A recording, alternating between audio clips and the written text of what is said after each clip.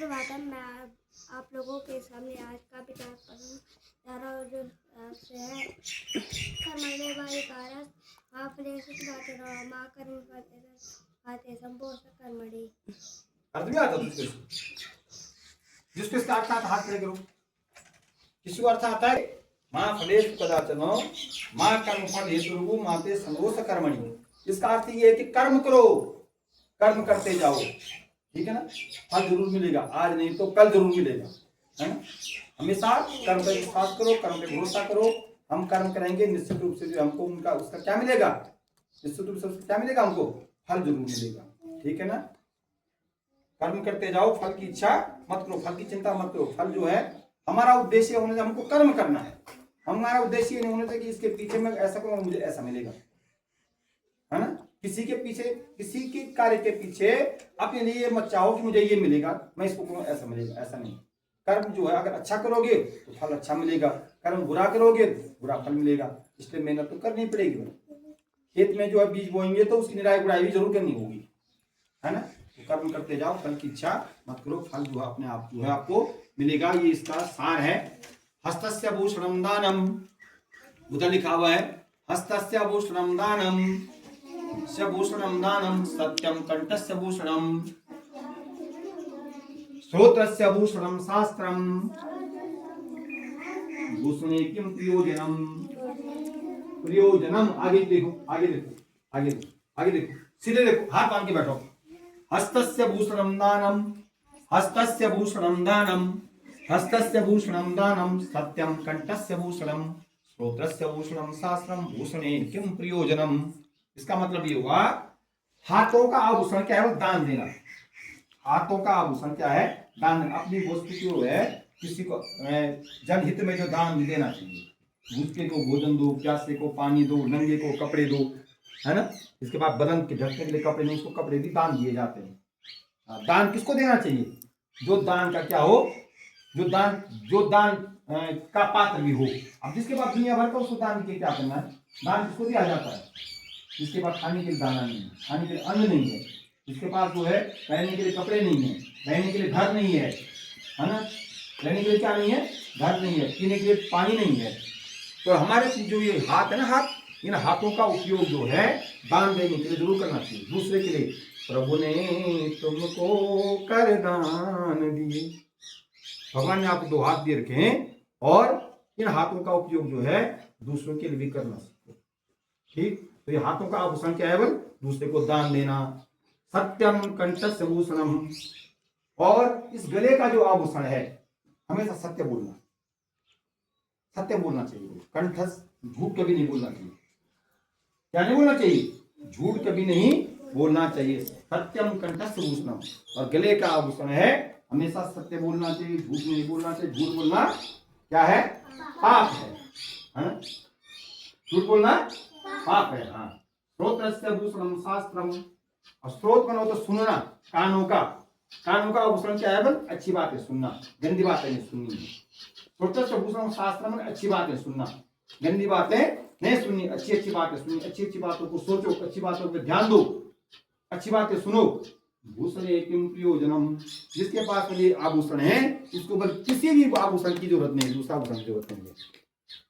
जो एक हाथ से दान देता है, जो हमेशा सत्य बोलता है, जो अच्छी अच्छी बातें सुनता है, अपने व्यवहार में उसका उपयोग करता है, अपना प्रयोग करता है, तो वो जो है उसके लिए किसी दूसरे आभूषण की जरूरत नहीं है। तो हमको सबसे पहले क्या करना है, हमने सत्य बोलना है, झूठ नहीं बोलना है, और हमेशा अच्छी बातें सुननी है, अच्छी अच्छी बातें सुन, अच्छी अच्छी बातें सुन, अच्छी अच्छी बातें बोलनी है, ठीक है, समझ में आ गया।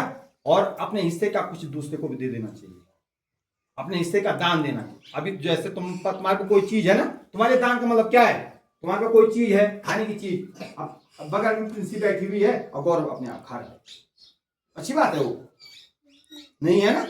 अपने दोस्त को भी जरूर दो। जब प्रिंसी बैठी हुई तो गौरव को जो है प्रिंसी को भी देना चाहिए। तो ये आपके लिए दान का प्रयोजन है ना, है कि नहीं। कभी कभी क्या होता है, हम घूमने जाते हैं तो सभी बच्चे टिप्पण नहीं लाते हैं, तो किसी बच्चे बार टिप्पण नहीं होता तो आपस में मिल बांट के खाना चाहिए, वो भी दान हुआ, वो भी क्या हुआ, दान हुआ, ठीक है। अब नीचे लिखा हुआ है, आज की जीके है, मंदाकिनी नदी चौराबाड़ी ग्लेशियर केदारनाथ से निकलकर रुपया में अलकनंदा से संगम करती है। रुपया में दो नदियों का संगम है ना, अलकनंदा और मंदाकिनी पंच प्रयाग है हमारे कुरवाल में। रुद्रप्रयाग, कर्णप्रयाग, विष्णुप्रयाग और नंदप्रयाग और देवप्रयाग। और देवप्रयाग से जब जो है सारी नदियां यहाँ से जाती हैं और वहां पे क्या मिलती है, भागीरथी नदी मिलती है, तो वहां से जो गंगा बन जाती है। अलकनंदा और मंदाकिनी जब भागीरथी का वो होता है संगम होता है, वहां से वो गंगा चली जाती है। तो ये चौरवाड़ी ताल से निकलती है। 2013 की आपदा में जो है यहीं से बाढ़ आई थी। उस समय 2013 में जब केदारनाथ आपदा आई थी ना, यहीं से बाढ़ आई थी। चौरवाड़ी ताल भी है और ग्लेशियर भी है। वो ग्लेशियर फटा और जो है नीचे क्या आ गई थी, बाढ़ आई। बहुत तबाह हुआ उस समय, बहुत जन धन की हानि हुई केदारनाथ में। ठीक है, तब से अभी तक जो है वहां का निर्माण चल ही रहा है केदारनाथ का। तो मंदाकिनी नदी जो है कहां से निकलती है, चोरवाड़ी ताल, चोरवाड़ी ग्लेशियर के और रुद्रप्रयाग में अलकनंदा से मिलती है। इधर देखो डेली बैकवर्ड अपडेट 1970 1977 है आज 1977। 1977 में नौका स्थानीयमान कितना है, 1977 में नौका स्थानीयमान कितना है, हाँ कितना है, हाँ 900, वेरी गुड। 7 का स्थानीयमान कितना है, 70, वेरी गुड। और 1 का स्थानीयमान कितना है, 1000, 1000। और 0 का 0, वेरी गुड। 0 को क्या हो जाएगा, 0 हो जाएगा। तो डेट है आज 10 मार्च 2026, डेट आज जो है ट्यूसडे है, मंगलवार। और आज का थोड़ा शिक्षा का उद्देश्य केवल जानकारी देना नहीं, बल्कि चरित्र का निर्माण करना और सोचने की स्वतंत्रता देना है। शिक्षा का जो उद्देश्य है वो चरित्र का निर्माण करना। अपने चरित्र का निर्माण में क्या होता है, अपने अंदर अच्छी बातें लाना, गंदी बात नहीं लाना। किसी को गाली नहीं देना, किसी को ग्लौज नहीं देना, किसी को मारना नहीं, किसी को पीटना नहीं, किसी की चोरी नहीं करना, किसी की वस्तु घर नहीं ले जाना। कहीं पर कोई वस्तु मिलती है उसको जो अपने टेबल में रख दो कि गुरुजी ये जो है पता नहीं किसकी है, वो जैसे रखते हैं तो वही चरित्र है तुम्हारे लिए। सुबह जल्दी उठना, समय से स्कूल आना, वो चरित्र है आपके लिए। अपने अंदर अच्छी बातों का क्या करना है, समावेश। अच्छी बातों जो है वो भरना है, गंदी बातों को छोड़ देना है, ये है चरित्र। समझ में आ गया क्या क्या चीजें आई, झूठ नहीं बोलना है, गाली नहीं देना है, अपना काम समय से करना है, किसी की कोई वस्तु छूट गई उसको जो है रखना है, पक्षियों पे जो है पत्थर नहीं फेंकने हैं, पशुओं पे पत्थर नहीं फेंकने हैं। किसी समझ में आ गया ना, पौधों को भी पानी देना है, तो ये पौधे ही पड़े हुए यहाँ लगे हुए ना, उनको भी पानी देना है। हाँ, और कहीं पर कागज का टुकड़ा उसको उठा करके डस्टबिन में डालना है, ये तो अच्छी आदतें होती हैं। समय से स्कूल आना है, समय से जाना, अपना कार्य समय से करना है, तो आप लोगों के लिए यही अच्छी बात है। ठीक है, उधर देखो मधुमक्खी का मोम, वो बोलते विवान, व्यूएक्स, वैक्स, व्यूएक्स क्या लिखा हुआ है गुरुजी ने, व्यूएक्स मधुशिष्ट। वैक्स, वैक्स में होता मोम, वैक्स में क्या होता है, वैक्स में क्या होता है, मोम होता है। ठीक है, बीवैक्स में होता है मधुमक्खी का मोम। बीवैक्स में क्या होता है, मधुमक्खी का मोम, मधुशिष्ट, मधुशिष्ट संस्कृत में बोलते हैं उसको।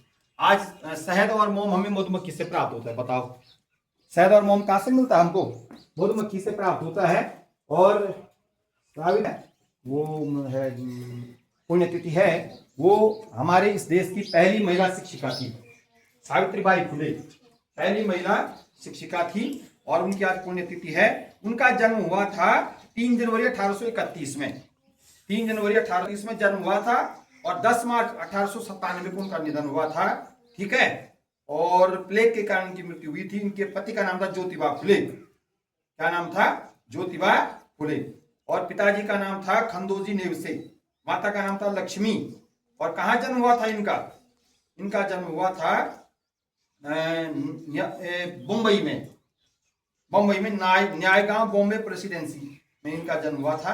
और इन्होंने जो है महिलाओं के लिए शिक्षा पर विशेष जोर दिया। प्रथम शिक्षिका कही जाती हैं, एक समाज सुधारक हुई हैं महिलाओं के लिए। इन्होंने जो है महिला सशक्तिकरण के लिए, महिलाओं के समाज में जो है अच्छी स्थिति लाने के लिए इन्होंने बहुत ज्यादा क्या किया है, बहुत अच्छे काम किए।